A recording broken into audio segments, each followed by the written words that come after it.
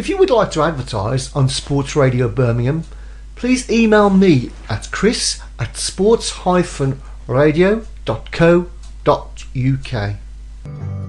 Well, it's been 3 long years or more since I left Brummagem, and when I came back home again to good old Brummagem, to St Andrew's ground I had to go, but the blessed city had altered so that it filled my heart with grief and woe as I made my way through Brummagem.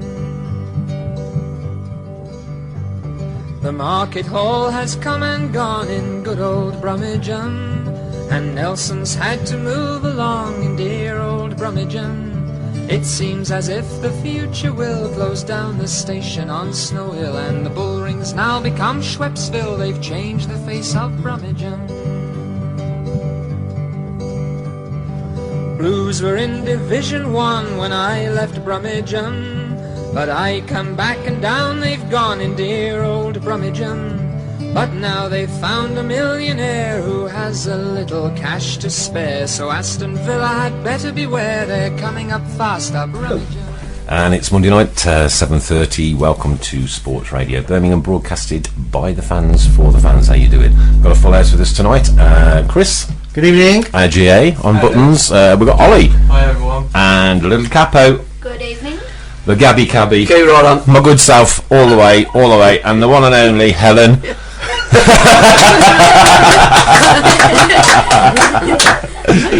That's Capo's taxi driver. But in with us tonight, great to see yet another big name in the studio, the one and only Mr. Robert Hopkins.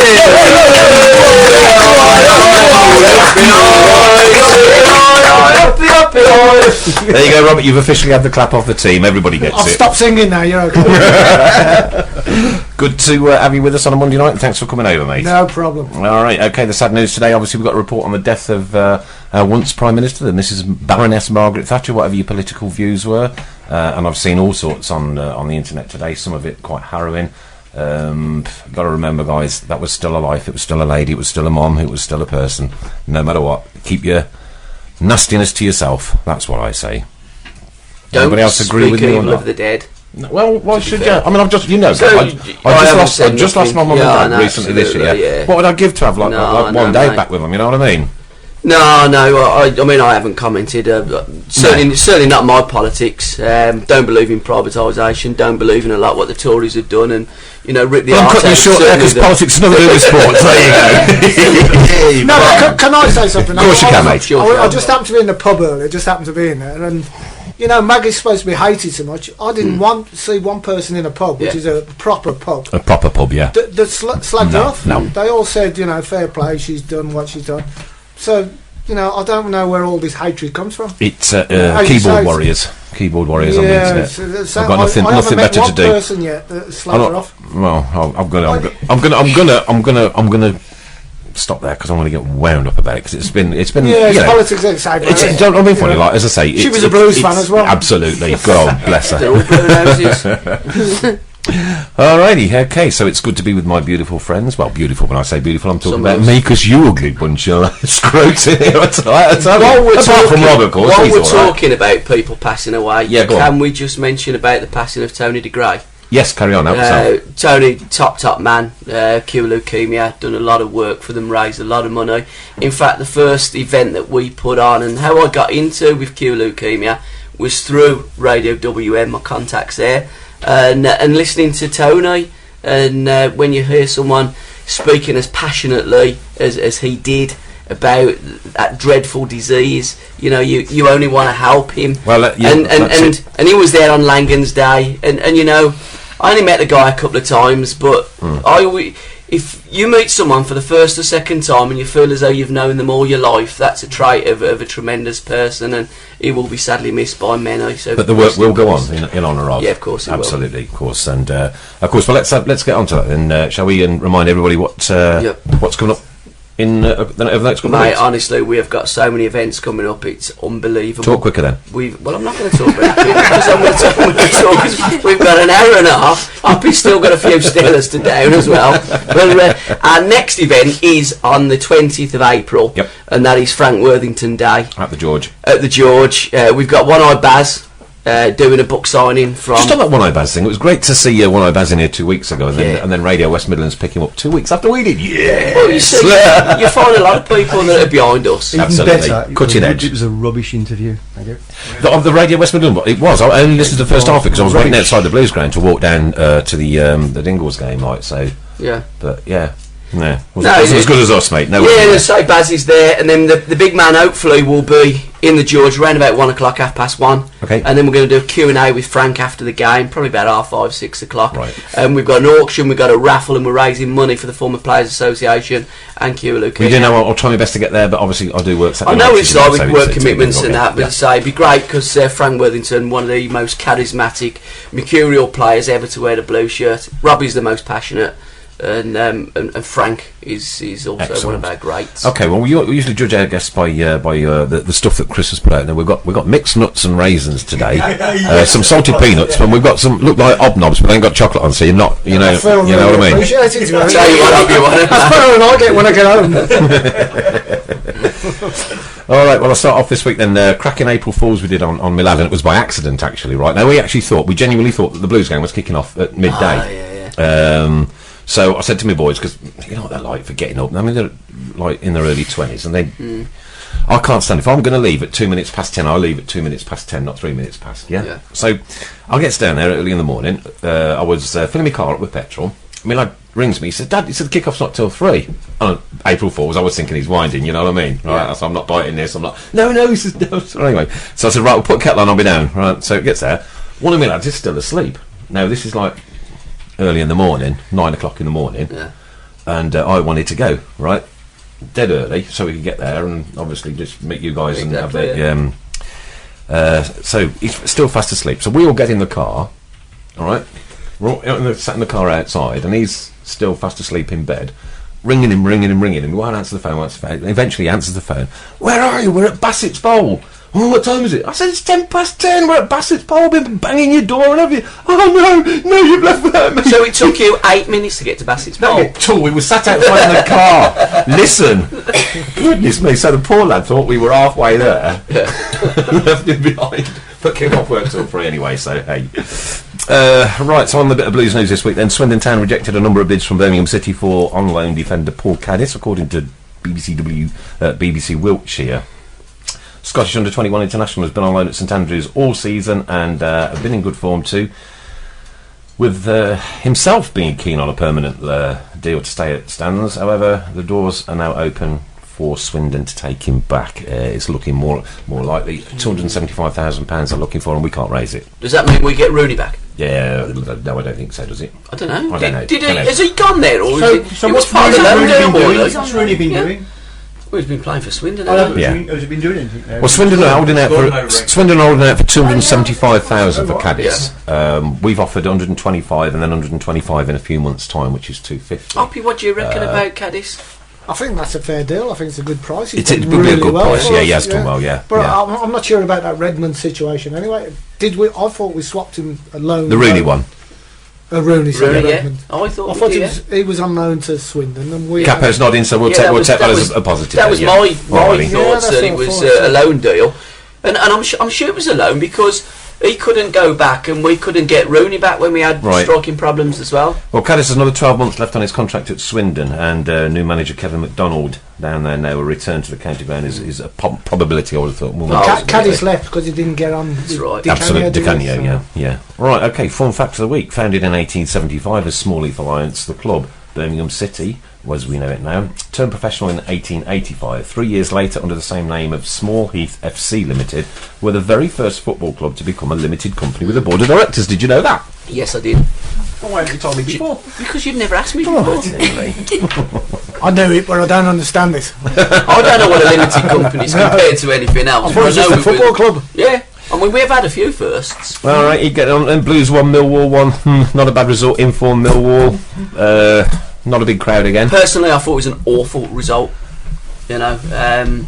Well, they're in the semi-final of the FA Cup. I don't know if you picked it up. And there was the situation on the right wing where he wasn't a bad player actually. Their right winger, and he's he's looked up and I think he's seen Big Curtis coming for the ball and he's thought, whoa, I ain't having any of this, I'm backing off a bit. And I thought Millwall, you know, with a cup semi-final the next week, I don't think they was ever going to go alpha leather in a 50-50s. I think they was going to be conservative about what they went in for. They did play a strong side. I thought Kenny Jackett might have played his under-12s. But again, I still thought it was a game that we should have won. Realistically. I thought they had muscled us a little bit. They were a big team. Maybe one of them was 6 foot. You know, well, you look at the Blues. We're a small. Protect Ziggler out about team. Yeah. We are a really small team. You're not so tall yourself, Hoppy. How tall are you? 5'12". 5'7.5". 5'7". All the halves are always important. If you look on the, I'm 5'7" and the half. And the half. But when I was playing, I was one of the smallest in the team. Yeah. So you know, it's bigger players. No, it's bigger players. Yeah. But I think Blues are a really small. If you look at the Blues, we are. You take Curtis Davies and Ziggler. Yeah. We are a very small team, and I think we just got a bit out-muscled. It was good to see Wes Thomas netting, though, wasn't it? He whacked one in, didn't he? Yeah. Thought he was a tremendous striker. Well, he missed a fair few against Wolves, didn't he? Though. Well, you know, forwards do, don't they? Yeah. You know. But what a day that was! I mean, doesn't that just define Birmingham City's season? That Wolves game. It does, to be fair, yeah. 2 halves again, hit the post 3 times, having to meet the Gabby at half time. Well, probably if the team had it might have been a bit different. But no, it was that proverbial game of 2 halves, wasn't it? You know. Yep, it was. Wolves had done us. Having said that, Wolves are still deep in trouble. Yeah, they can't defend. It's hardly surprising. Missing a lot of key players now for the end of the season with Evax Blake breaking his leg, wasn't it? I'll tell you what, I thought that was. What do you reckon about that? Just one of your challenges that was up, wasn't it? It wasn't even a nothing challenge. Nothing wrong at all. Well, even a challenge, was it? He never got a booking. And talking about Wolves, one of my friends on my social networks, Nazid's, sent this in earlier. 2 years ago, Blues were relegated at the expense of Wolves, who scored against Blackburn. Wolves could need something in the last game of the season to stay up. One of the teams down there, Blackburn. Blackburn's last game of the season, Blues. How sweet will revenge be? It was one of them games, wasn't it? I want it. Well, Blackburn were 3 up at half time, weren't they? And then Wolves scored 2 goals second half. I think the last 25 minutes, no one put a challenge in, nobody played the ball forward, and they were all on the beach. But, you know, what goes around does come around, doesn't it? Yes, I hope so. You know. Well, other results this week meant that B6 sadly looked like they might have saved their season now. Without a doubt. You know. Who's B6? Aston Village. Oh, it's that northern two. I still think they're going to struggle. You know, they've still got Man United. I think they've still got Chelsea. I'm telling you now, mate. I had a dream at the beginning of the season that Blues went up and Villa and Wolves both went down. Yeah. Well, we ain't going to manage ours now, are we? No, we had a chance a couple of weeks ago. It was there. Yeah. Well, we were just saying up in the back there, weren't we? Well, this time last week, if we'd have beat Wolves and absolutely Millwall. Would have been the one place off. 4 points behind playoffs and roaring. And we got Bristol City next Tuesday. Don't.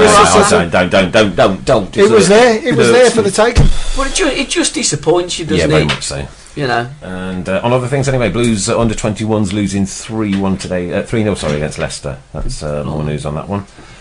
Okay, Robert Hopkins, welcome to the studio. Thank you. Nice to be here.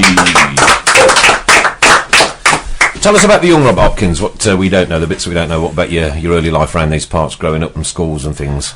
Where shall I start? At the beginning. Great place to start. I was born in Smallheath, Medina Road, opposite Asda now, less than a mile to the Blues ground. Moved to Hall Green when I was about 6 or 7, Lakey Lane, and I went to Pitmaston School. Obviously 4 brothers, 3 sisters, all mad Blues fans. My dad took us down the games.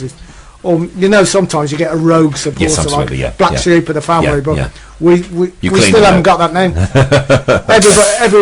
My brothers, sisters, they all that's support. A familiar sound. They're all married to Blues or boyfriends, girlfriends. So Pitmaston, left school at 14, or I think I was chucked out of school at 14, one or the other. But the maddest thing is, I had trials for Blues, Villa, Coventry. I had trials for everyone. Right. And I ended up signing for the Villa. I know, and... Which, you know... How did that feel? Where do we go from there? The biggest question I've got with that one is you're Blue Nose through and through. At the time I was as well. I went to every Blues game. And the Villa sign you up. Is that your first professional contract? Well, it was an apprentice. An apprentice, right? Yeah. And are looking at me straight in the eye now, you had to sit in that changing room and put that shirt on.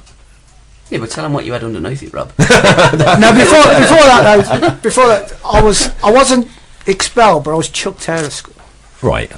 I had to leave early. Asked to leave. Yeah. Nice. I wasn't expelled, but so Blues and that, because a lot of teams didn't want to know me because I wasn't the best behaved person in the world. Right. So Villa said, "Come to us, we'll have you."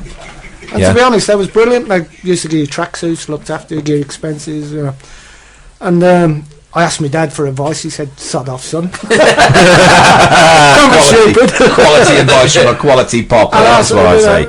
But in the end, it made sense. Just to, I was playing football, and then, as you say, I played for Villa. Went in the change room. I always had something blue and white on me. Did all the other team members know that? Yep. Yep. When you're 14, they don't care. Right. Because okay. you're a kid. I had my Blues bag. Scarves, whatever. And how many times did you actually play for the Villa? I played 3 times. 3 times. 1 full appearance and 2 substitutes.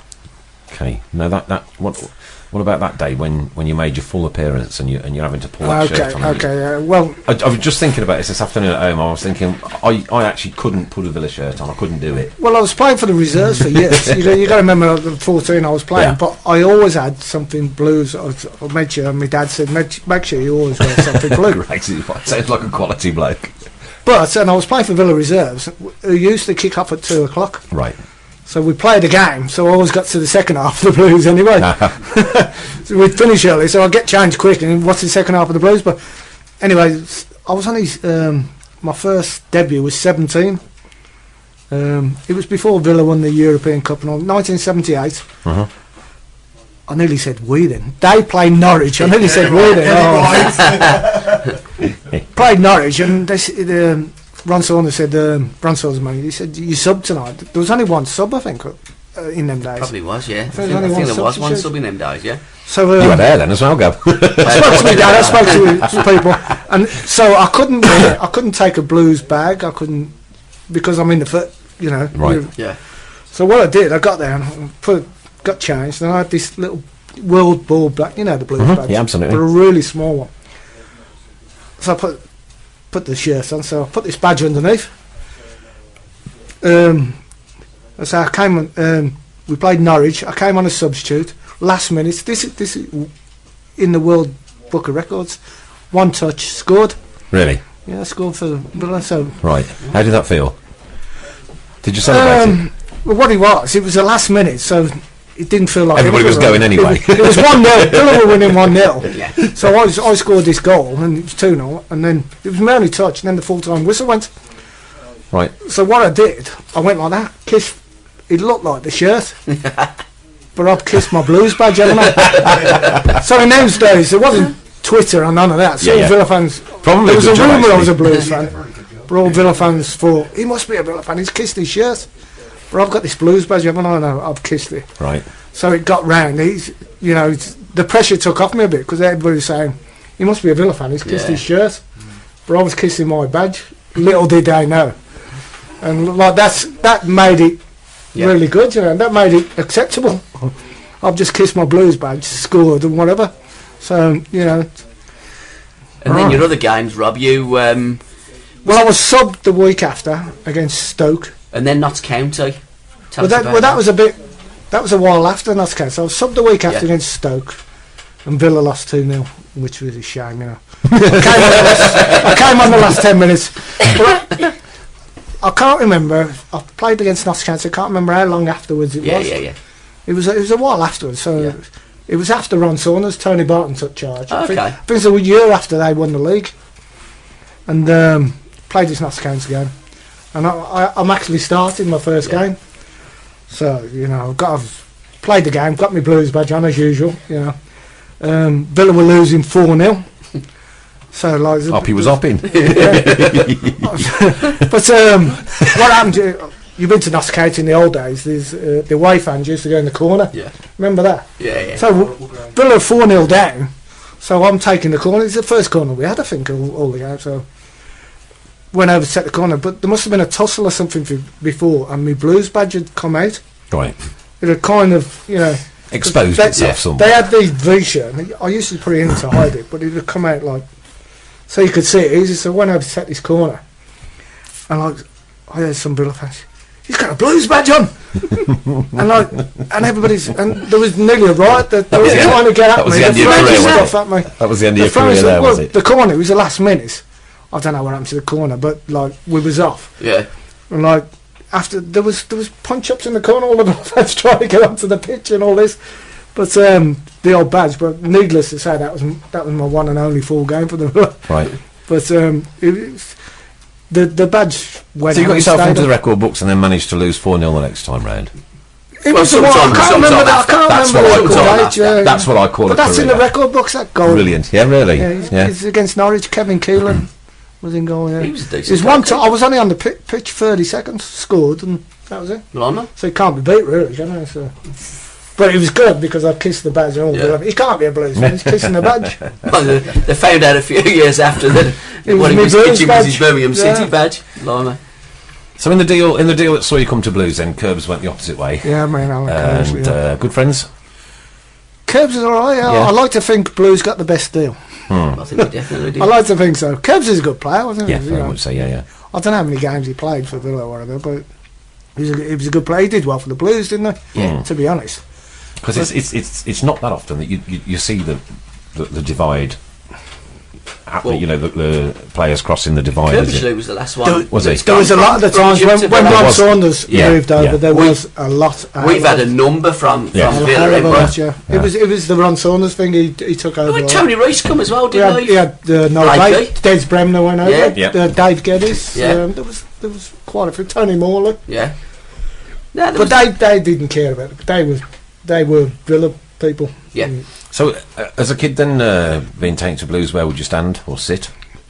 Well, my first game was 1966, and my dad in the Cup, as usual. And people say it's not true that they carried you down, but they did. I was actually carried in the top corner in the tunnel. I was actually carried all the way down. Yeah. And it's a thing that you never forget. It's pretty scary. It was a night game, and you see all the smoke coming, all the flat caps in them days, and. But in them days, I sat. You remember you could sit by the side? Yes. There was a bit of gravel. Yeah. There was the pitch, the grass. Yes. And then there was about that much gravel. Whereabouts was this? Where the team men used the to cup walk side. In the cup. Side. And you get the team men selling programmes and all that. Yeah. But with the white coat on. You used to be able to sit on that gravel. That's where I used to sit when we dad kids used to do that. Yes, very much so, yeah. Great it was. Okay, so you then get signed up for Blues. Now you've got a real shirt on, a proper shirt. One that you'd want to wear. Sitting in the dressing room, what was your first game? Notts County again. Okay. Amazing. Notts County. Was that home or away? At home. But I couldn't. But it wouldn't sink in there. I'd side for Blues. Right. I was phoning people. You see, it was like a dream. Yeah. All your life, amazing. You've been there looking up to your cult heroes and this, that, and the other. All of a sudden, you are one. And you're reading that on the back of the Evening Mail. Yeah, it was unbelievable. That must be a scary thing for the first time. I was a nervous wreck. Yeah. I've never been. That was the most scariest day. Walking out the blue. I got 120 tickets, I think. Not to count. There was only 150 there. Watch me score within a minute. But that was a good crowd. But it was Notts County. I always remember it, and I always remember my first touch. It was a header, bounced up, headed it, and there was a big roar. And the Blues fans were on my side straight away. Unbelievable. Absolutely. Because I knew the passion. I like to think I'm a one-off, because I used to go to every single game. And this header, and there was a massive roar. And straight from then I felt great. And Blakey was there anyway after, because, Felt at home. So, I mean, to be fair, I remember Happy when he come, to say Curbs, decent player. Yeah. And this young boy, they come with a bit of a reputation. And we knew that he was a Blues fan, and as I say, it was like it weren't long until we took Happy to our hearts because we knew that he was one of us. And if you could play any game that's ever been played in the history of football, what game would you play? I'd play that game again, my first Blues game. Yeah. It was amazing. You could never put that into words. That was some feeling, you know. At that time, they used to come out at the halfway line, didn't they? Oh, you used to have to walk past a D club and everybody's having a drink and all my mates are in going, and I promise you, passing the beer over. In that D club, all up is like, I tell you what, they prop the bar up every weekend. Oh, I'd have that game, you know, I'll never forget that first touch. Then, I'll never forget that. Walking out that tunnel and nobody will ever seeing take the that off, sunlight mate. and just Nobody will ever take that off, hearing that noise. But again, that, you know, out of all the players that's ever played for Birmingham, Hoppy has got to be the most passionate footballer that we've ever had. Well, one of us that's wore our shirts. You know, people say they support. I mean, I was at Hillsbury in 1972. 75. Yeah, 72 Leeds. 3-0 we lost Leeds. Yeah, 72. We played in the red and white. Yeah. I was there at Hillsbury. I was there at Main Road. First time I ever seen my dad cry. That was. Really? Yeah. So you know, I'm proper. Everybody knows I'm proper. I'm not. You know, Mickey Mouse plastic. Where's your badge inside your shirt today? Not today. No. I got a tattoo, blues tattoo. Have you not? It's Birmingham, England. I've got. Oh, right. So. That's on the chest. He's not going to get his nips out. He's not going to get his nips out in the studio. He's not going to do it. He's shy. It's good radio, this, isn't it? Yeah. Have a look at his tattoo. We normally got a camera on the go, but not today. Where's the camera gone? Has it gone down? Yeah, got to the tape. Oh, well, there you go. Needless to say, you played with some characters during that time. Oh, absolutely brilliant. The people, as I say, I'm proper blues, but when Ron Saunders done the early 80s team, they was turned into blues fans. They loved the club, the supporters, and the team, the camaraderie. You know, Ron Saunders used to say, "I want a team who I can be in the trenches with." Yeah. You know, in Iraq or whatever, and he got one. We wasn't the best playing team in the world, but nobody had muscle us. We was brilliant. And after a game, all 11 would be out in the pub, not one or two, all 11, and nobody was allowed to go home until next day. And I tell you what, seriously, it was proper. I can vouch for that because I used to work at Faces at the time. Yeah. And I often, you know, I used to work in the D club and serve Hoppy to his first pint. Right. And then at the end of the night, there's Hoppy over the bar and I'm putting the shutters up, and all the players used to be up there. There were a team on the pitch and there were a team off the pitch, and I think that's what Ron Saunders gave you, didn't it? And I don't care what you say, that was I wouldn't say the hardest, probably it's probably wrong, but it's the hardest squad of players you'll ever get. Mick Alford went to Wimbledon. I mean, how hard was Mick Alford? He called them pussycats compared to the Blues. So I mean, in that team we'd got Blakey, Tony Coton, Howard Gale, yourself, Pat Van Den Hooy. Oh, I mean, he was a psycho, wasn't he, Pat? That was his name, Psycho. Yeah, Psycho Pat. All right, we've got some questions coming then. First one, please, Jay. Well, we've got a grand total of one at the moment, but Blue Hobber says, who does Hoppy class as the best player he's played alongside and against? It's always difficult, man. You could say, players, but I like to say best forward or best defender or best. But as you say, Mick Alford, easily Mick. He was a great player, but he was the hardest player as well. And the best defender, Mark Dennis, easily. Mark was brilliant, and the goalkeeper was difficult because I played with Tony Coton and Dave Seaman. Right. But Dave Seaman let in the goal against Altrincham. Yes. Yeah, we were going to talk about that. I'm coming to that one in a minute. 1986. About 1 o'clock in the morning, I said, "You'll never make it, you, Dave, because your fault." So, I mean, that was a. How old would he have been then? He not long come from Peterborough, hadn't he? Is it Peterborough? Yeah. Or was it Leeds? No, I thought he'd come from Peterborough. Did he go Leeds, Peterborough, Brummagem? Yeah, I can't remember, guys. Yeah, so he had something to do with Leeds. I'm a researcher. I can't do things by memory. I think he's a But Leeds Tony boy, Coton and isn't he? Dave Seaman, I'm picking Tony Coton because he didn't embarrass me. Oh, exactly. Mind you, I mean, Tony Coton, what a goalkeeper he was. I'd say Coton. Brilliant. If I was to name my We've had all-time some Blues, I would say cracking Coton. goalkeepers over the years, without a doubt. Yeah, I mean, Jeff Whelans was a great Jeff goalkeeper. Whelans. Jim Blythe was there when I Yeah. started. Jim Blythe, yeah, was a good keeper, yeah. Well, Jeff was in goal for Altrincham that night. Well, when we'll they come to done that. We'll come to that goal. Yeah. Come to that goal now. Then that Altrincham goal. That must have Well, I just scored taken our you to goal. pieces. It was- You scored it was- one scored for both. us, yeah. Yeah, so but it was just one of those things that I kind of took it, and then I just kind of in those days you could pass it back. Yeah. And that, Dave Seaman, I think it was he just slipped, didn't he? Bloody idiot. He once put on the right boots.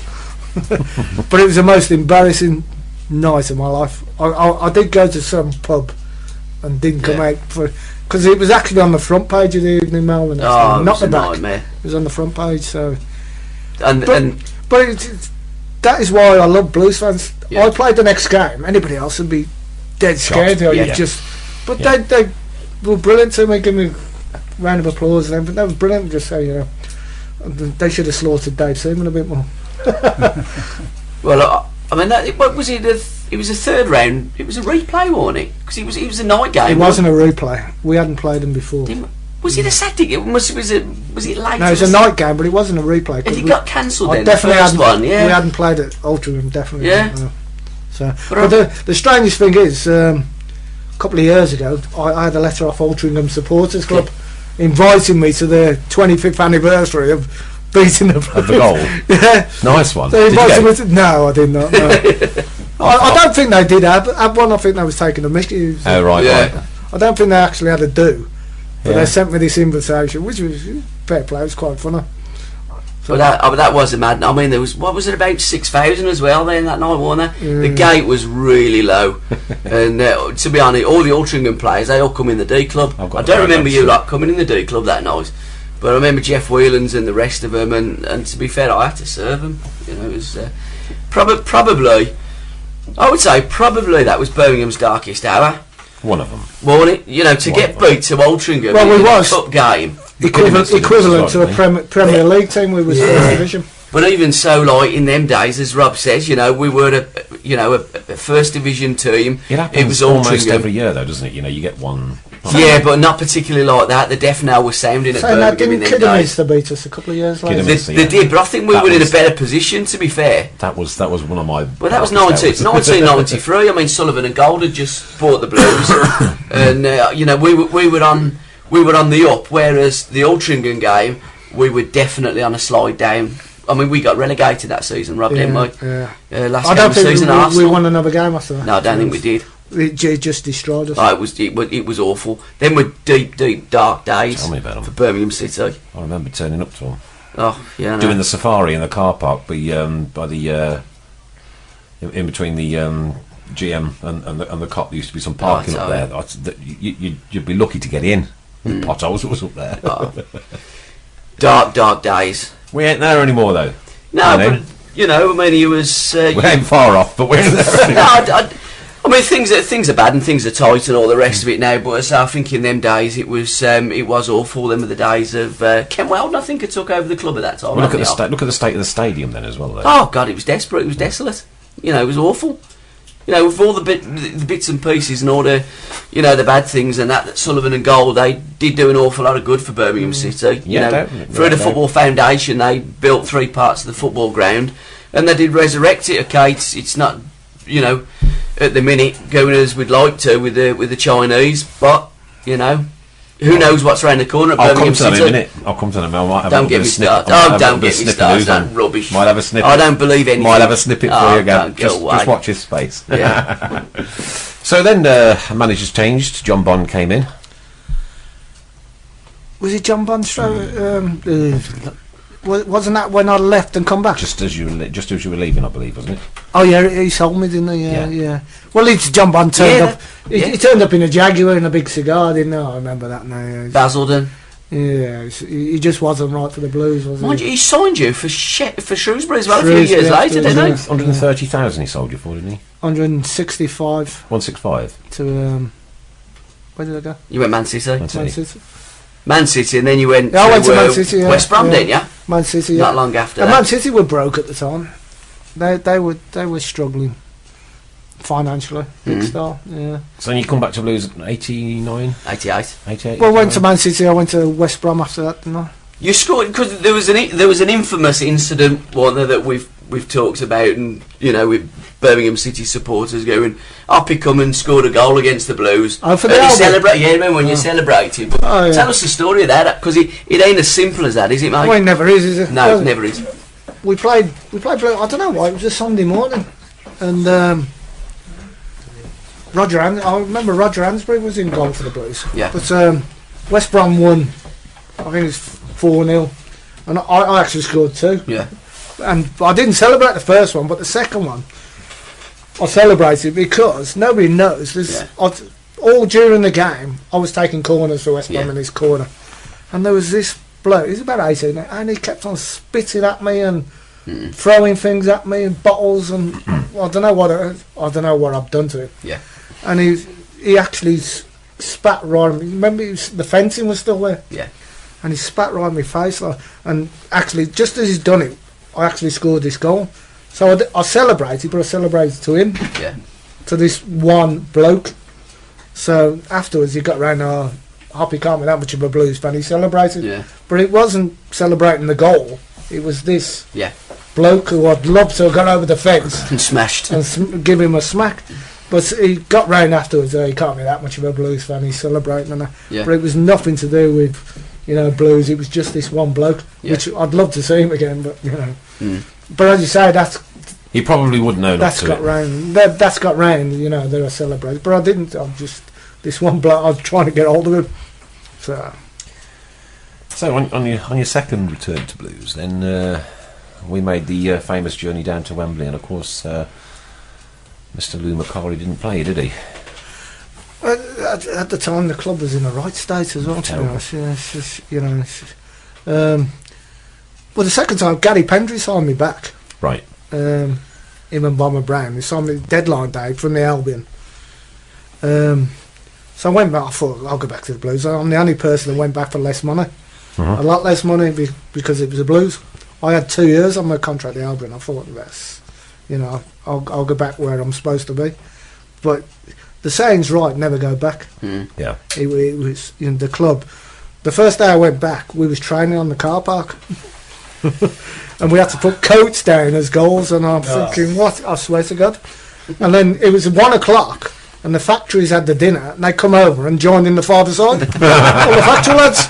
I mean, we had one ball. It was complete champ. I thought, what's going on? And I think the first game, I think there was 6,000 there or 7,000. Yeah, it would have been about that in them days. And I thought, what have I come back? What's happened to my club? But it got better gradually. As I say, did we get relegated? Gary Pendry left, and Bomber Brown was his number 2. I remember that, and I think Lou took over after that. But Dave McKay won. He was in the mix as well. Somewhere. Was he before Lou? I think he was. Blimey, he was definitely before. It was Pendry, McKay, and then Lord Louis and Terry Cooper and Barry. Dave McKay, you'd think he'd be, as a player, you'd think he'd be a great manager. Well, he did win the championship, didn't he, for Derby? Yes. But that was really Brian Clough's team. He was just so boring. He was, he'd put you to sleep. What were your managers like? He was just there, and he had no intensity about him. Did he join in the training? Was he? No, not at all. Never got shorts on his life. Blimey. I think somebody said because he used to. Well, I don't know if he used to like it, but he'd been in Saudi Arabia for years as well. Oh, okay. And he just used to sit there watching, and never ever join in, never ever. And you got team talks, he boys to death. He was absolutely. You'd think Dave McKay, his reputation, wouldn't you? Absolutely, yeah, absolute legend of the game. He was absolutely boring. Oh right. So who was the most charismatic manager that you? Well, I love Ron Saunders. I love Ron Saunders. Yeah. He had a reputation, hard as now. He was. Yeah. But he'd get you in the dressing room and he'd tell you a joke. He was so different. But as soon as the press were there or something, he'd be, we used to do the running with a haversack like an army on our backs, and he was a sergeant major. But as soon as you got in the change room, he was good as gold. He's funny as anything. But he signed me 3 times, so he knows a good player. Nothing like a bit of modesty. He knows a good player. And he was built like a brick outhouse, and he was a fit guy. Yeah, so going back to the 91 Cup final then. Any reasons why you didn't get played?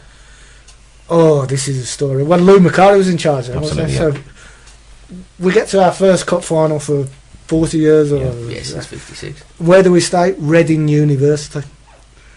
To save money. Right. Reading University we stayed. No tellies. We went in his room, no tellies. There was nothing. It was just a single. It was university because I was on holiday, and there was one bed there, and nothing. First final for years, 40,000 Blues. Yeah. And we're at Reading University. So what we did the day before the game, he said, "Well, this is 8 of the players that are going to play. This is the team." He said, there's 2 places left. He said, so whoever runs round this pitch 3 times the quickest, You're joking. he's playing. That's how we picked the other 2 players? Yeah. So Dean Peer won.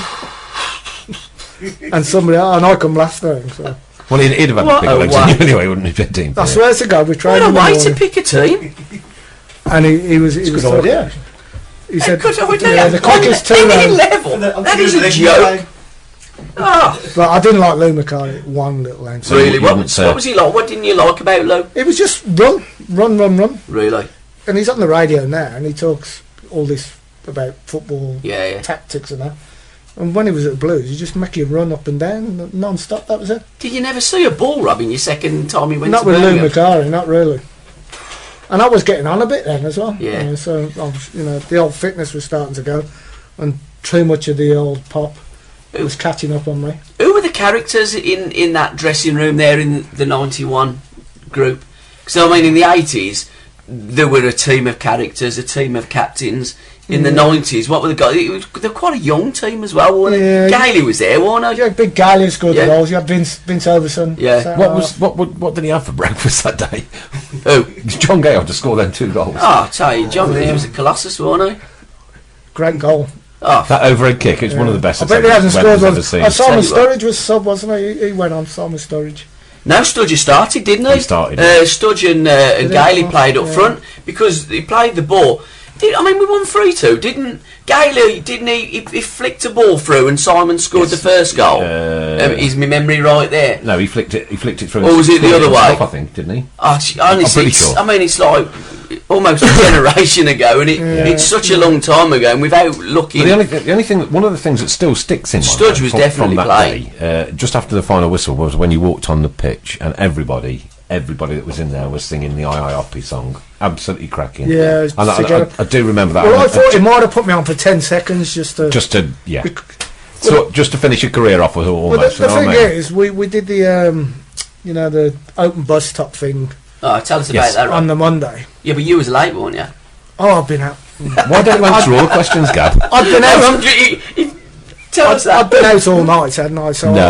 I'm in the pub, where McDonald's is It's a now. watering on, wasn't Watering it? It's a on. watering on. This is I'm in there from the night before, 10 o'clock in the morning, and all of a sudden I'm looking at them and the coaches are going past. I said, I'm supposed to be on there. It was a team coach who had gone from the ground.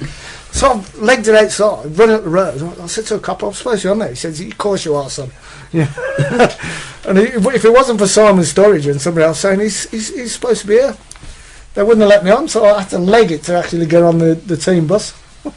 Mind you, it's fair to say, if you'd have run as quick to get that team bus as you did round Reading, you might have got to start at Wembley up. There you go. Cracker. Oh, dear. Cracker. So you and Lou wouldn't exchange Christmas gifts then? It just surprised me how it was just, it's all physical running. There was nothing tactical whatsoever. I mean, and you listen to him on the radio now, he's brilliant. Tactical, what Man United have done on that. Yeah. I wish he'd have done that when, he was with us. Try to help us tactical-wise instead of just trying to kill us, running marathons. How much of a difference as a player does that make up? When you're in there, the team talks and Well, you want to the feel tactics. wanted. Yeah. Players like kids, and Yeah. if a manager just said, "Go and run up there," Yeah. you want to say, you want managers. I think Redknapp's probably brilliant at it. Looking at, Yeah. you're brilliant. You want to. John Bond used to, be honest, you're brilliant. You're great, and that's what players want to hear. Yeah. A bit of confidence and not go and run around the pitch 25 times. Yeah. Well, that's why my football career never took off. You couldn't kick a ball in anger, that's why you're I don't think it could happen now. The game's changed so much. You don't run. I around don't pitches understand anymore. quite why the whole studio broke out into laughter then. Yeah, I don't think you don't run around pitches anymore up hills. It's all ball work, and it's completely changed. The game's completely changed. Well, I mean, at the end of the day, it is a game of football, ain't it? And you need to introduce the ball into training. I mean, if all you can do is run uphill and down dale, you might as well go and have an athletic side. Saying that about the coach thing as well. After we won Wembley '91, Yeah, the next day we had the open. open top. Yeah, Yes. day. And one of the Kumars gave me a lift home. Said, "What you written about next season? What we're going to do?" And it was brilliant. Yeah. Talking about what we're going to do. So the Tuesday morning, I got a telegram saying you're sacked. Right again. We don't want you no more.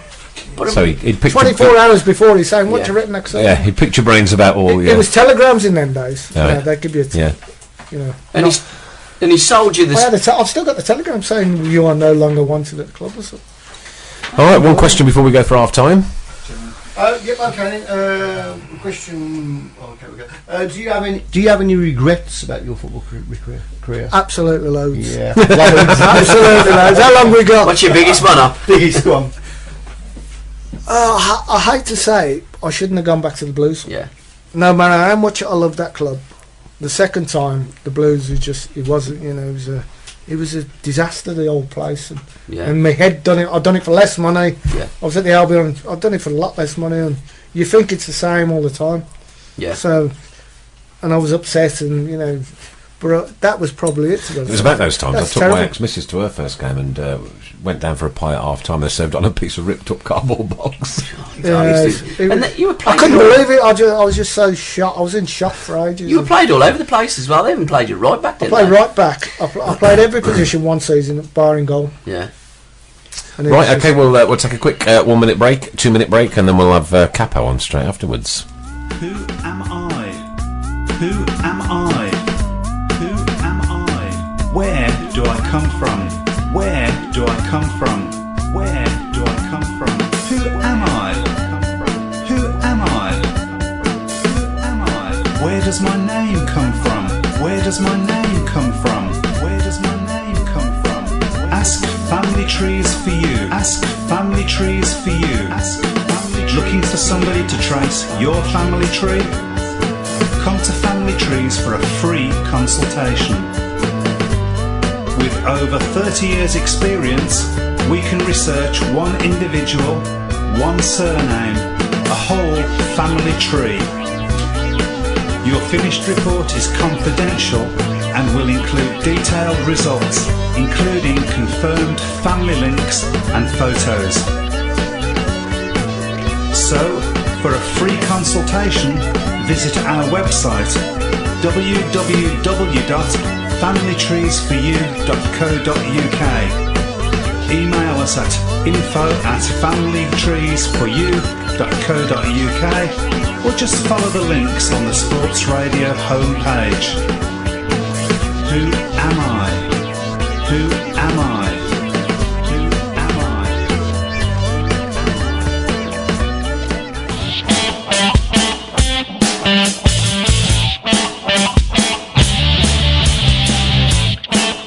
You are listening to Sports Radio.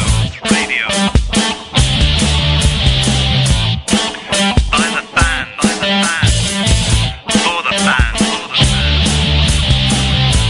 You are listening to Sports Radio.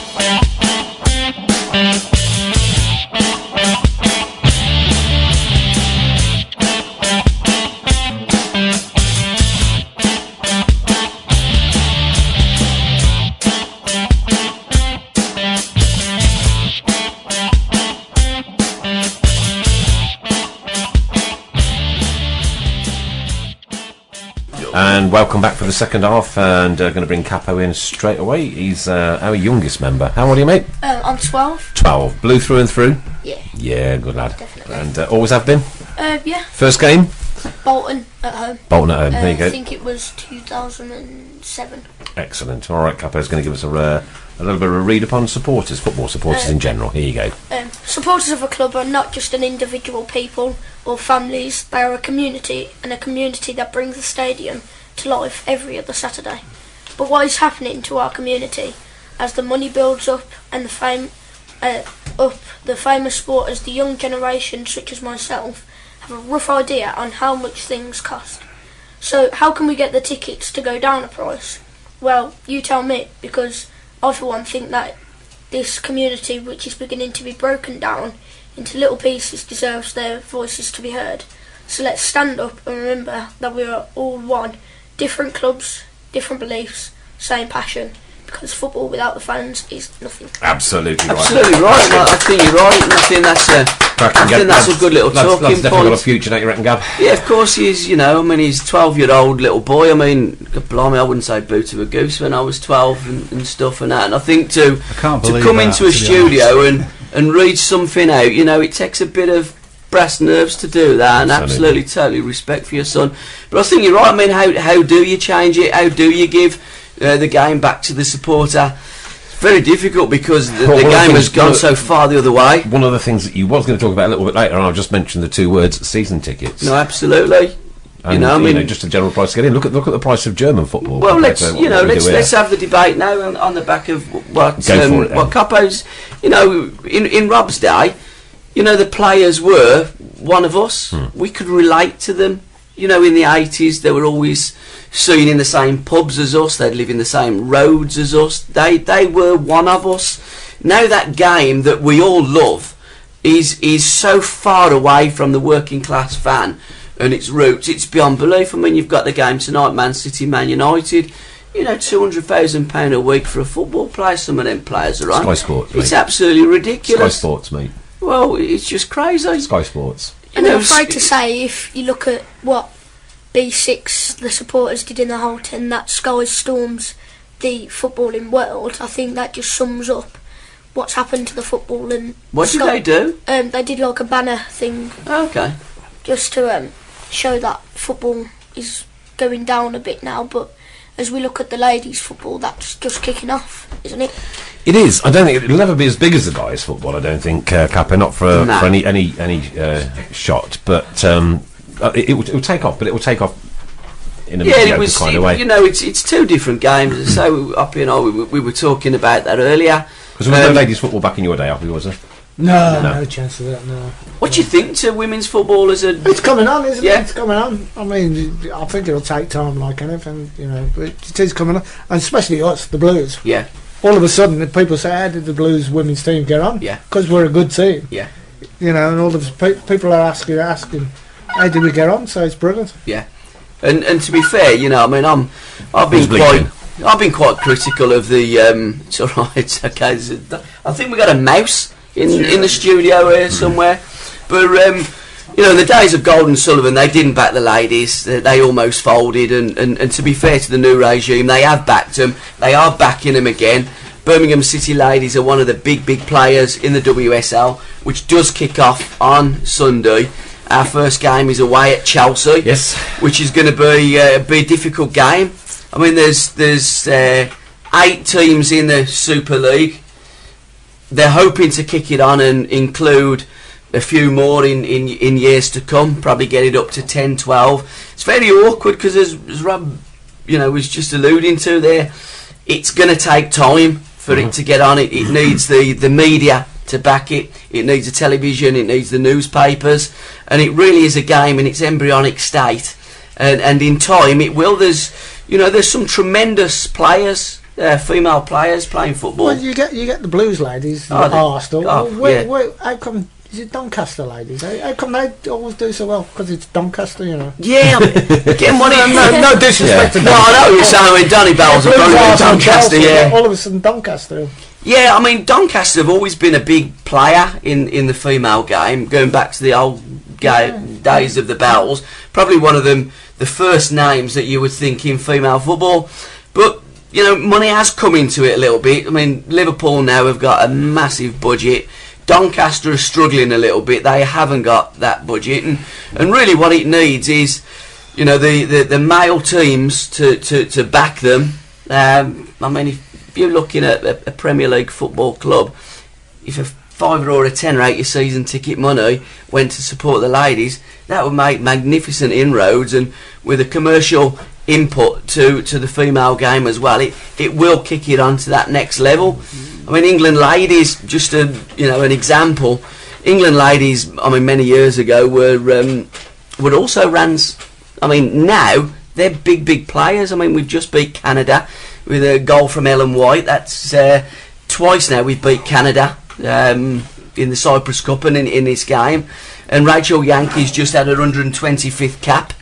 So that these girls are really kicking on, and what it does need, it needs people to get down to the stadiums and to back the girls. And I think that if the fans back them, the clubs back them, they all stick together. There's so much talent out there. There's only one way they're going to go up, is up. And Birmingham City are the number one in the female game.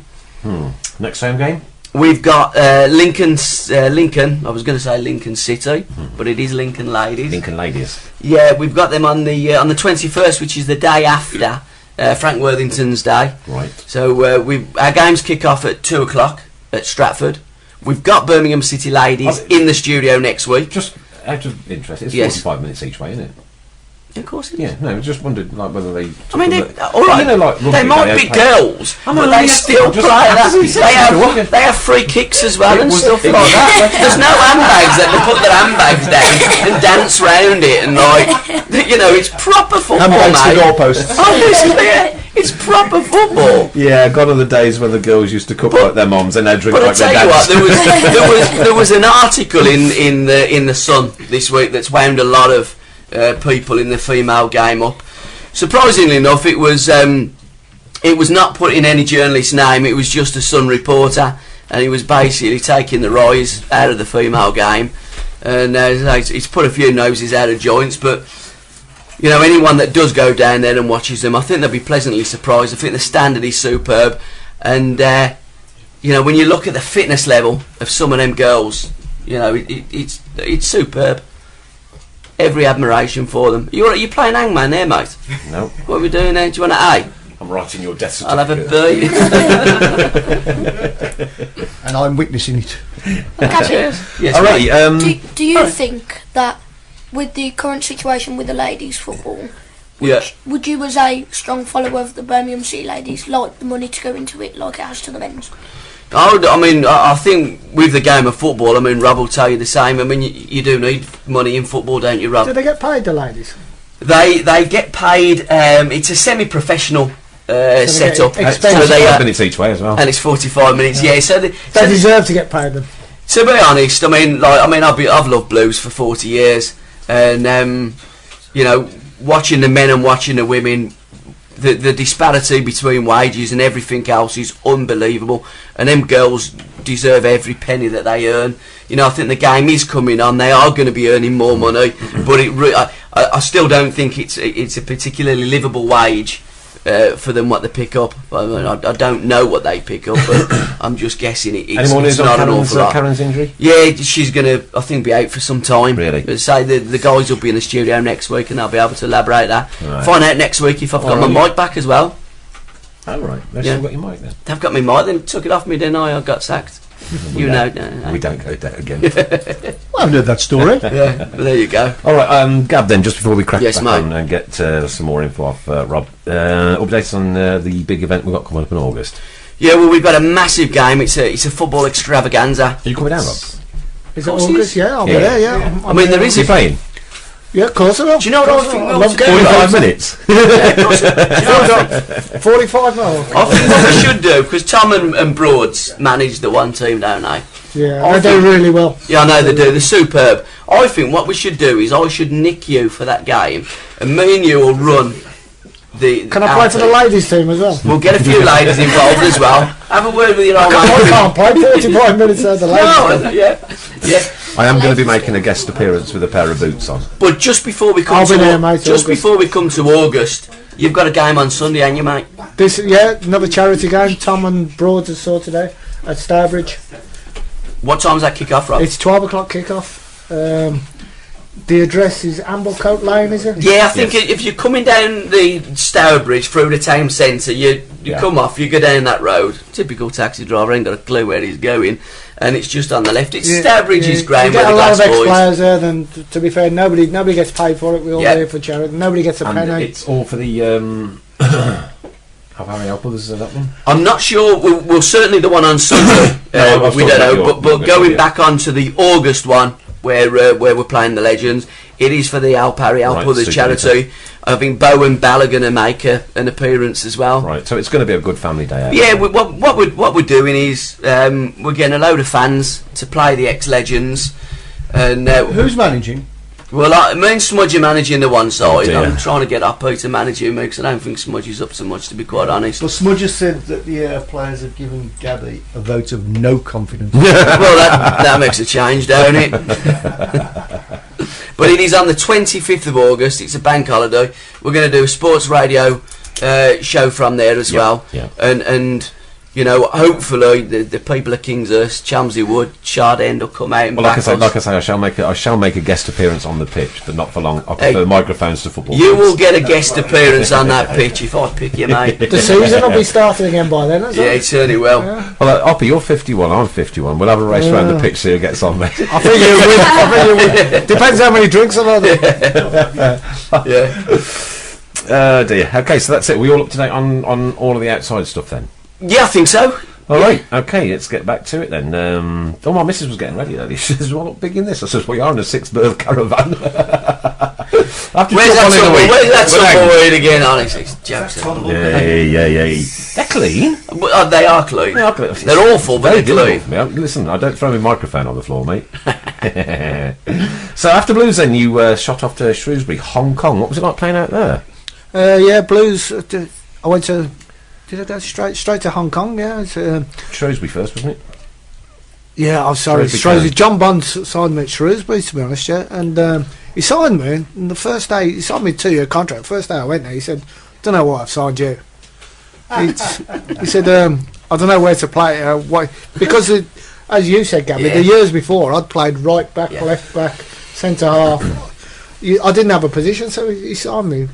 I think because Fred Davis was there at the time. Yeah. And Fred was okay. He said, "I don't know why I've signed you. I don't know where I'm going to play you." So all this season I played again, left back, right back, and I was all over the place. So at the end of the season come and John Bond said, I don't really need you because you haven't got a position. Yeah.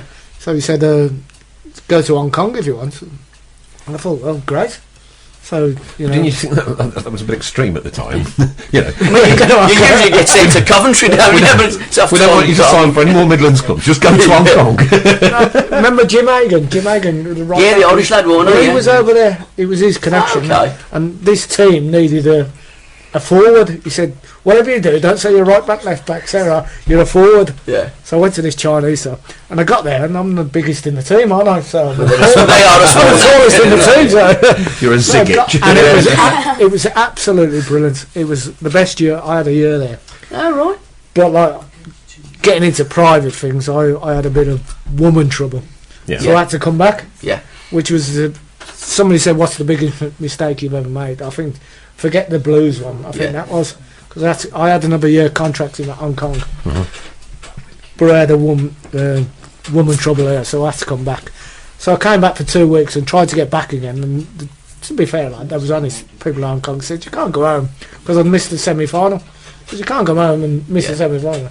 So they just told you sod off. But the funniest thing in Hong Kong, the first game we won, so they'd bring a brown envelope in, so you've won. Right. So there'd be $50 or so. So you've won a game, well done. Like they talk about gambling. So the third or fourth game we lost about 6-0.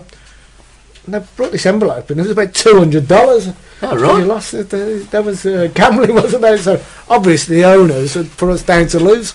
Oh, right. So we got a bigger bonus to lose. So. Well, they've always been a little bit like that, haven't they? So it was a great little bit. Allegedly, yeah. Allegedly. Yeah, the lights go out. It was as an well. absolute brilliant place. I'd love to have stayed there.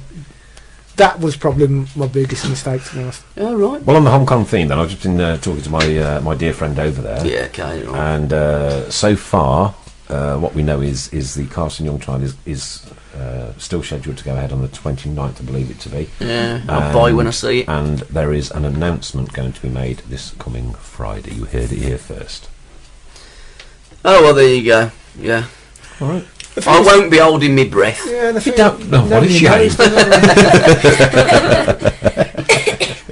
It could just be put off again. Yeah, I think it will be, be. but there's what I'm saying is that There's supposed to be an announcement Well, made on Friday. let's just wait and see. You know my scepticism with the current Well, to be honest, ownership and stuff, I know I'm Johnny getting fed up Palladini about it. really well, and Yeah. I'd love him to buy the club. Yeah. I know it's not him, but John, he is a Blues fan. He used Yeah, to. yeah. I've known him from Birmingham years ago. Yeah. His kids are Blues fans, Yeah. and he knows everybody.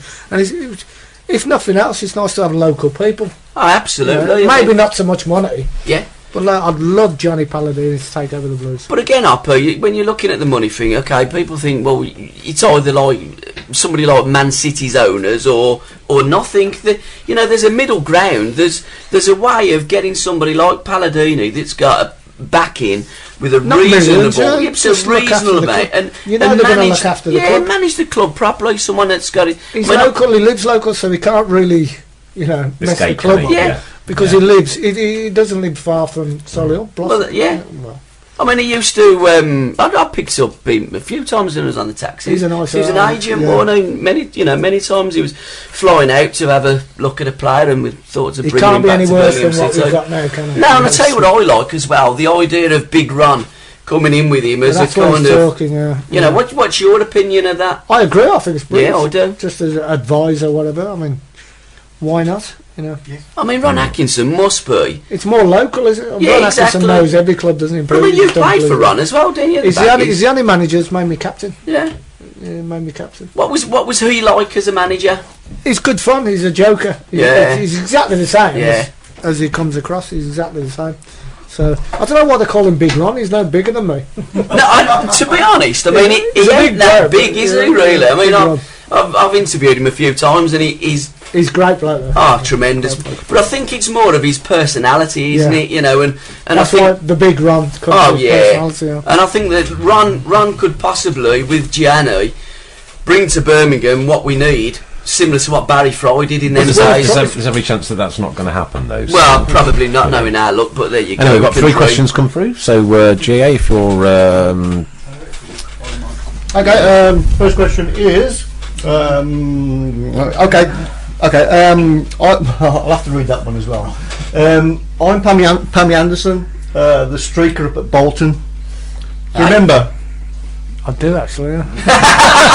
Go on then, Robert, elaborate on that. What's your phone number again? I think there's more women in trouble. You just clip it on the end saying, "Did you fancy me?" But Well, Did you, Rob? what's your phone number? I think that's a yes. I remember it well. what does Hoppy feel about the atmosphere now compared to how it was back in the 80s and 90s? It's just not there, is it? And you can't just say it's a Blues ground. It's every single ground, seating, isn't it? Seating, whatever. I watched the Blues Villa game when we beat them 2-1 the other night. It's on the Blues archives thing. Aaron Cowell scored. Yeah. And the atmosphere, you could just hear it Intense. non-stop. Absolutely You know. intense. Scary, wasn't it? But then you get the Villa games, and it's back there. You know what I mean? I really missed it. I've never missed a Blues Villa game. You know, never missed one. And it's back. The atmosphere's back then, isn't it? You know, but you go down Millwall. It's never going to be the same. But people say it's just the Blues, but it's everywhere, isn't it? It is. Next question is: what does Hoppy think about the current crop of young players? I think they're brilliant. Some I think it's great. You got the kid who come on, the Irish kid on Saturday. Yeah. I mean, we've got 2 or 3, 4 of them. Some of them, they do look small, you know, because we played Millwall, and they were the biggest team in the world. Yeah. But I'd rather see these kids come through than paying whatever for players who are there for 6 months and say get lost. Yeah. I wish we'd do it more. And I think if not being funny, Palladini and Ron come in, I think there'll be more local stuff. But it's down to supporters. You got to have patience because the kids. Yeah. Absolutely. Have a lot of patience. Yeah. And a lot of people say, yeah, we'll have patience, but after a few work games, they moan. But a couple of years' time and keep them together, I think we'll be alright. Yeah. I think we got the nuclear. I think something is working in the We academy. have got some is kids. doing well. We have got some. I mean, we got the Kobe Arthur that come on, and He looks an exciting little yeah, he looks. doesn't he? I think give him a few games under his belt. It's too early yet, though. Well, of isn't course Yeah. it is. it? You only have to look at him and say it's too early. Oh yeah, A because lot of people were moaning the fact that he could come on in such a high-profile game, but I don't know. Chuck him in. I It's the best way to look. Chuck As I say, him my in. first game I was 17. Yeah. Probably said, "Who's that little pipsqueak with the Blues badge on?" But no, you know, at any age, if they're ready, just put them in and they either sink or they swim. But I think there's a player in that young man. Yeah, as long as we can keep them though, that's you know, with the financial Well, that's position. the thing. If they do well, all of a sudden people want to sign them. Like Redmond now, what's going to happen? Yeah. Well, again, that's why it's so important to get the ownership sorted out, because everything else is, you know, you don't really know where It you're won't going. be sorted out on Friday. All I'm saying is that I do know that there's an announcement being made. Have we any idea what this announcement is likely to be? No. No, okay. It's not that Hoppy's going to sign again, is it? Help the kids. I tell you what, Hoppy or Ziggy's up front, I'd have Hoppy. I've got a game Saturday at Stourbridge. Sunday, at Stourbridge. I've got a question as well, if that's alright. Yeah, of Oh, course. sure, you carry on, mate. Yeah, what's the best team talk you've ever had and who gave it? That is a good question. I think it was me probably just before we kicked in. The most unusual, can I say the most unusual? I was saying to Gabby earlier, when Muhammad Ali, he opened the centre in Birmingham. Yes. Remember? I remember he went to 80s. Warwick. He went to Warwick as well at the same time. So And he came in the dressing room. Late 70s was it? Like, no, it must have been after that. No, it's got to be because 80s. the Blues, Soppy it must be won, 80s. yeah. Yeah. Right. About 83 onwards. But all of a sudden, he walks in the dressing room. Muhammad, what more inspiration do you want? Yeah. And he tried to give a talk. You know, he's slurring a bit. Even then, but just for him to be there. But that's the most, you know, Muhammad. I've got his signature somewhere. But That's worth a bob or two. yeah, but team talks, whatever. Ron Saunders always done it individual. He never give a, you know, he's come to, everybody's different. But some of the most, well, I mean, Dave McCarthy would just bored you there, to be honest. Yeah. So people can drag on and drag on and drag on. But sometimes I watched that, you know, the Liverpool one. That was a bit uninspiring, I've wasn't it? never seen that, to be No. fair, that programme. What's it, the Liverpool manager? Yeah, it's really yeah. uninspiring now. But every manager is different, you know. I mean, I used to take that notice anyway. I was going to say You that. just blank off, you just. Because, you know, when you're just ready, there's a few minutes to, you're going out and you're focusing, you're getting into the zone. Are you really listening to what people are saying, or are you just like blanking, they're like ready to go on the pitch? You don't listen, but I think a lot of them now have the old head things on, don't they? Listen to Really? music, yeah. So I think they just do their own bits now. So even if the manager is funny, it don't make that much difference because no one's listening anyhow. Yeah, it's a good question, but the weirdest one was Muhammad Ali coming in. Yeah, and also, what's the best piece of advice you've ever been given? Never wear a Villa shirt. Quality answer. Funniest thing that happened at half time in the dressing room? Any funny things that happened at half time in the dressing room? Not really, no. Half time. What were you lot? Half time. The best one is full time. The day Villa beat they beat us 1-0 at Villa Park. Yeah. Peter Weeb scored. It was the day Broads. Steve McMahon. Yeah. He didn't break Broad's leg, but Broad's never played again after that. Yeah. He never played. So that was we lost 1-0. I think it was a penalty. Blakey missed a penalty, didn't he? Blakey missed a penalty. Yeah. I mean, we must be struggling. Blakey's taking penalties. I mean, we must be struggling for players. So full time come. There's loads of punch-ups going on in the pitch now. And at Villa Park, you have to go upstairs to the change room. So the Villa players are going up, we're kicking them, and you know. So they went in the change room, and we're going in the change rooms. We're going mad. We are. And then they're locking themselves in the toilets and everything else. It was complete mayhem. So, I mean, these days, you know, there'd be complete. You'd be cameraed, wouldn't you? You know. Oh, without a doubt. You'd be up on a... But we was in their change room. All of you? All of us, all the Blues lads.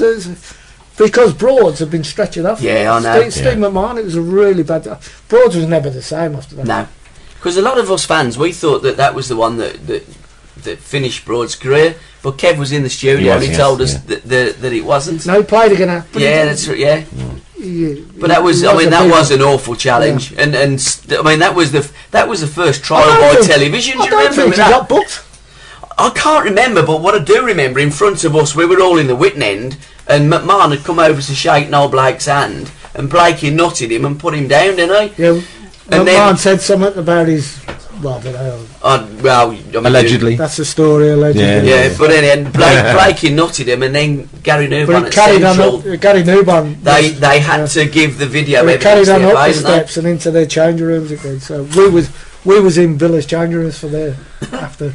Well, probably around about the same kind of time Baz would have been on the. Hold on, we've just got to do something. Forza! So I just had to do a mad Forza. What do you think about the Forza group, Hoppy? You know, the guys that are trying to get the atmosphere back to Birmingham City. I mean, that's what this radio show is. It's like the Forza show. And just say, I think it's brilliant. Yeah. Well, first thing I said to you, did Villa do one? They don't do one. We don't know of anybody else that does one. Not like this. Oh, I think. Oh, sorry. I thought you were talking specifically about the radio. No, we'll everything really. I mean, everything in general. Yeah, the old locks. I mean, now we're the BCFC collective. We've got the Made in Brum, the fanzine, the Made in Brum fanzine.com. It's all coming together. Yeah, absolutely, and it's all part of the same experience, and the Putting same that back on movement. you, what do you think about the crowds? I can't work out if they're going up, going down. No, we seem to get a good one. Yeah, I know. I think there's an absolute apathy, Rob. To be honest, I think. Right, what's gone on behind the scenes at the club has affected so many people in such a bad way. Yeah, without a doubt. I mean, look, I love going. I've been going. God. Have you enjoyed this season as a fan? Watching the football? No. Have you enjoyed it? No. But so what do you love about going? Just being there. It's just the day, innit? Like, you know, you're going to the Blues. You're going to stand at the top and look down, and the green grass and the blue and white chairs and the smell of the burgers, the Made in Brum as you come round the club.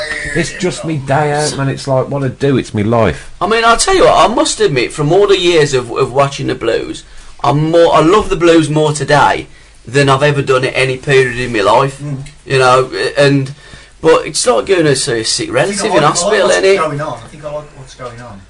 I love what's going on with the fans and stuff, but you know, just look back though. Just I'm a just year absolutely or so bored ago. A year or this so ago season. when we were doing European football. Yeah, exactly. You know, okay, we got relegated, but that's what we do. But we it was win a it was cup and we get relegated. I mean, That's what happens. That's the blues, difference isn't it? is. What's your angle on this, Rob? I mean, mine is that it's almost the same squad that we had with one or two little additions. I don't think the manager's up What's to the the job. same squad? What squad? Well, it's very similar. I mean, you could miles away. No, it's not. No, it's not. How much difference is it?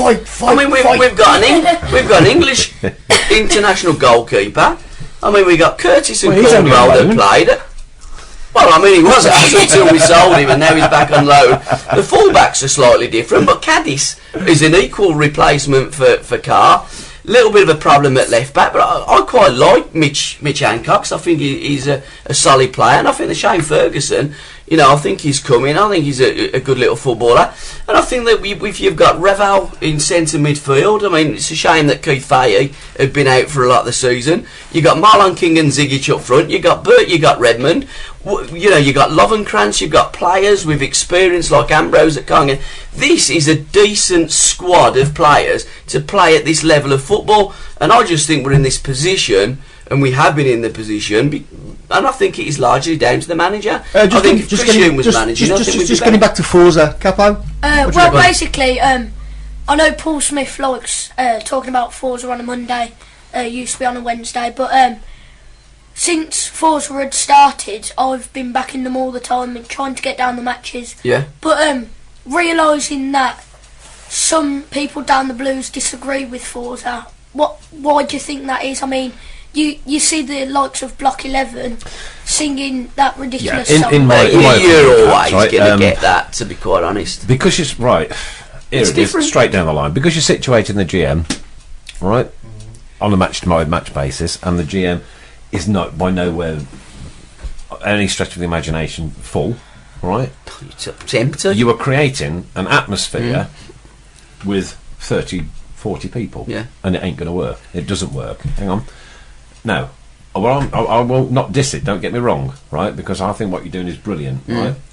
Don't get me wrong. You go the Tilton Road, I go the Tilton Road, right? If my boys go, they don't like the GM. They don't like it at all, not 1 ounce. So I want to sit with them and have the day out with them, yeah. So we end up going in the Tilton, and I think it doesn't matter where you're from, right? But if that ground was full, yeah, you'd have the GM rocking. No, of course you would. You'd have the GM rocking, and that's the problem. Problem is the attendances, mate. Well, what I'm talking about is like Forza Blues just basically you don't have to like sit with us. It's basically Forza Blues set this up to try and get an atmosphere down the Blues. Yeah. But with the current situation at the Blues, fair enough, we're trying as hard as we can, but we're just not getting the supporters in. Yeah, I mean, to be quite honest, you won't get the supporters. Now, with an atmosphere, honestly, you're piddling into the wind. Yeah. Because there isn't, as Robert said earlier, there's not an atmosphere, and it comes from the playing. You know, if the boys are doing well on the pitch and we're winning games and the crowds are coming in, the crowds are all have got something to sing and dance about. But at the moment, you know, I mean, I'm bored.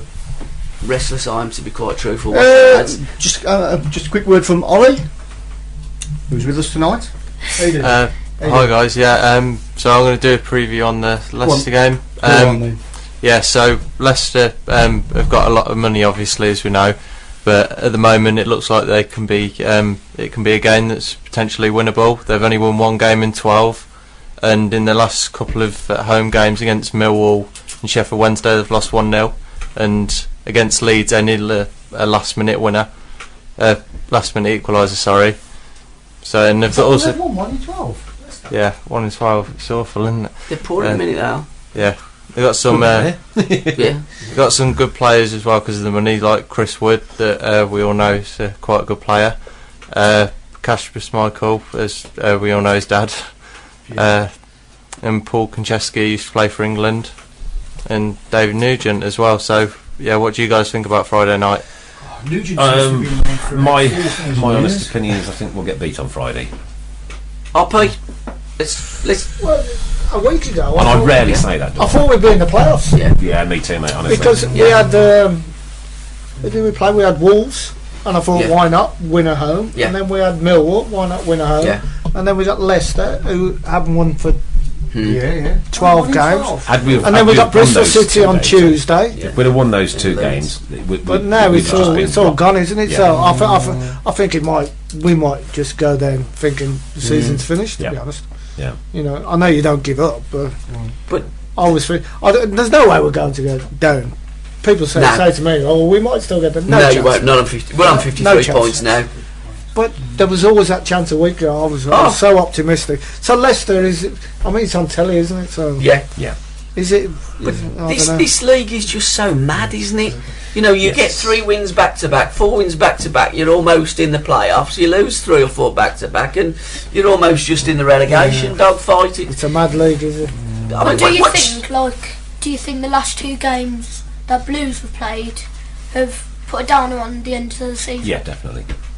I think so, because as I said before that, I thought I was really excited. Playoffs. Proper. Because we was top of the current form. Yeah, absolutely. We were on a roll. We turned that corner. I mean, on the back of. I mean, again, like Rob, you've won a game 4-0 as a player. There must be the Palace game got me excited. Absolutely. To be honest, the Palace all of a sudden I thought. But as a player, how do you feel? I mean, you've won 4-0 a game. Your next game, you're like a dog with a pair of them in you. Yeah, we for 20 minutes each game. Yeah. Wolves had 20 minutes, didn't they? Half an hour. Yeah. You know, and that can spoil your season. So I don't know where that comes from. That little half an hour of sleep. It's just like Groundhog Day, ain't it? That defending without the ball, they seem to just switch off. And to be fair, if we was in the playoffs, I mean, where would we go? Oh. You got to be honest. I mean, we'd win it. We'd end up winning it, mate. Probably. Imagine us in the Premier League. Yeah, 17 players out of contract. But that's what we do. That's how we operate. I only want to play the Villa, so we'll stay back down. Thank you very much. But you know, I mean, there's never a dull moment at the Blues, is there? You know, there's always something going on. It is. Hooray. Right, we'd better motor on a bit. Anything else coming on the chat box or not? No, but I believe we do need to announce the winner of our tweet competition. The winner of our tweet competition for the signed, I believe, One-Eyed Baz book is a guy called Ray Hobro, and you will be advised and contacted by Twitter. Certainly will. Ray Hobro, well done. I'll be in tomorrow. Yeah, I'll follow him. Sorry? I'll follow him, Ray.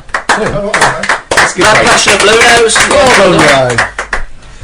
Marvellous. Okay. Right, a couple of questions here for you. What do you think of the modern game and today's players? How long do you think you would have lasted in today's game? I wouldn't have lasted very long. Most of the players wouldn't. It's a completely different game. So, talking about Kevin Broadhead's tackle. Yeah. Steve McMahon didn't even get booked. Yeah. I mean, you get done for GBH in them days and they'll let you off. Nick's gone. The game was completely changed. Nick's gone. Well, you have to adapt to the game, man. Oh yeah, I mean your suspensions for a start, Rob. You always had more points than the Blues, didn't you, by Christmas? They used to give you 4 points. Yeah. If you was booked, or sent off was 6 points or something. And the one season they used to send you the bookings through by post. The one season I was working out, I had 40 odd points, and the Blues only had 32. You were top of the league. I was in Europe. Oh dear. But it's only like the players. I mean, one thing I've said to you, Gary, before. One thing I hate is people kiss the badge. Yeah. Proper supporters don't like. I mean, the most important thing is not the name of the player on the back. It's the badge on the front. Yeah, that's one of my. I don't care about people. One of my favourite sayings to footballers is. You play for the badge on the front, and we'll remember the name on the back. Yeah, exactly. That's very Forget true. the name. I don't care about the name on the badge. You've stole it off me, have you? But also, in touching back in, as it was back then, you had a broken leg, didn't you, against Bournemouth? And, I mean, what kind of? Well, they never looked after you. It's true, mate. I broke my leg and I just managed to let them go at you. From the back. But I didn't get straight. 2 stewards carried me off. And I went in the change room. No doctor, nothing. I've broken my leg, and I said, "What do I do?" They said, "The physio went back to watch the game." So I'm sitting there with a broken leg. And my mate come in. I said, "What should I do?" I had to get a taxi to the hospital. I've got a broken leg. I'm still in my kit. Right. So I went to Birmingham Hospital. Unbelievable, isn't it? This is from St Andrews. Yeah. Still in my kit. Yeah. And I said, "Can't fix your leg. They haven't paid the bill. The Blues." Oh, so it's private. So I had to come back and get a letter saying we'll pay you. Went back again. They said, well, they owe us. We can't do your leg. So I went to NHS and got it done there. 4 hours I waited. I mean, but again, when you're asking the question, they wouldn't fix my leg because the Blues hadn't paid the bill. The game back then to the game now, there is such a disparity. Well, you've basically got an hospital on site now. Yeah, but I mean, we're talking with Hoppy then, like. So I ended up, I think, at East Birmingham or something, like a footballer. Imagine that now. 4 hours. You sit in the East Birmingham and like Nathan Redmond comes in with a it's just a ridiculous situation of how players back then. They just left me. And also now, since you've left the game, you're in the Blues legends and stuff, and Broads and Tom have looked after you. That's the biggest honour of my life. I got voted into that. I mean, when you think the club's been going 135 years, how many players had? Thousands. Yeah. And there's 18 photos in the club's legends lane, and I'm one of them. Yeah. One of 18, and thousands of brilliant players. Yeah. There's been a lot of crap players as well. Yeah. Yeah. But like the honour when my picture's on there, but I can't believe it when I see it. I mean, you're right, Rob. I mean, thousands of players, but not many that showed us your passion. Well, I was never the best player in the world. Yeah. I'll admit that. Yeah. Every game, you give your best. That's all you should ask for. And that's all fans want. That's it. Yeah. That's all we ask for. And it go on there, wear our shirt, and do it for us. And Hoppy always did.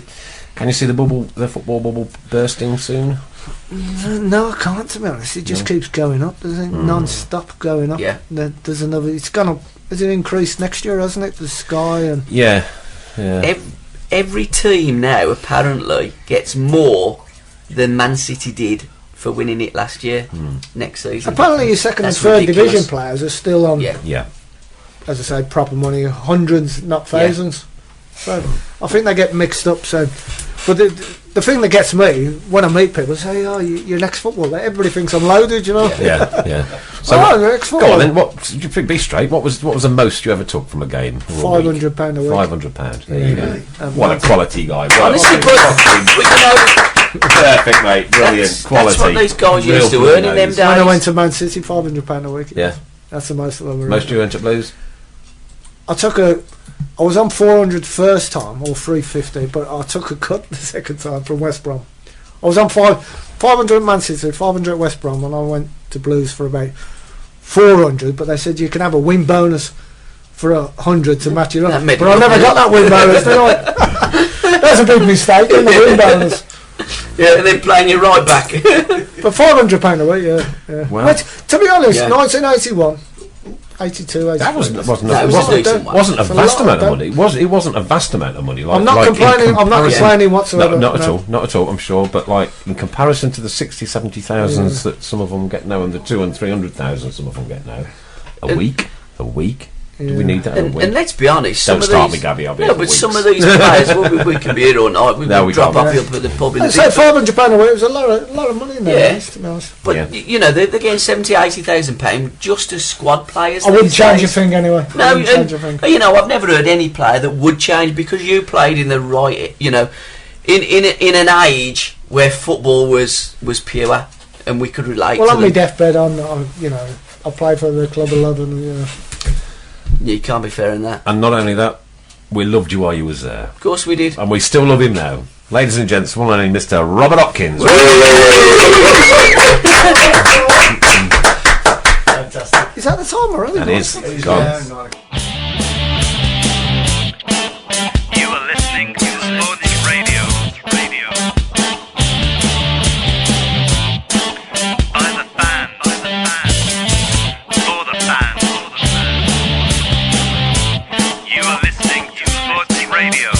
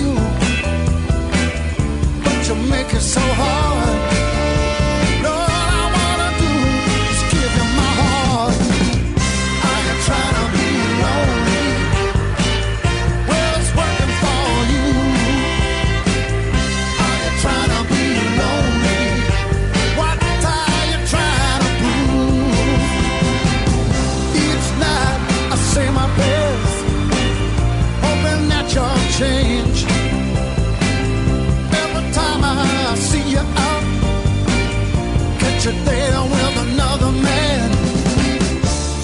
We could go through this heartache, we can go through this pain.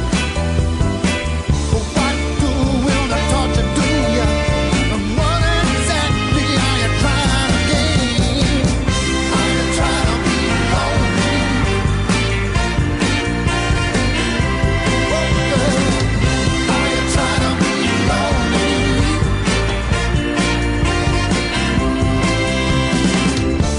And I'm trying to love you. There's no one above you, but you make it so hard. All I wanna do is give you my heart, girl. Are you trying to be lonely? Well, it's working for you. Are you trying to be lonely? That's what you wanna, that's what you wanna do. Are you trying to be lonely? I'm tired of being lonely too. Are you trying to be lonely? What are you trying to prove? Are you trying to be lonely? Well, it's working for you. Are you trying to be lonely? What are you trying to prove? Are you trying to be lonely? Oh, child, are you trying to be lonely?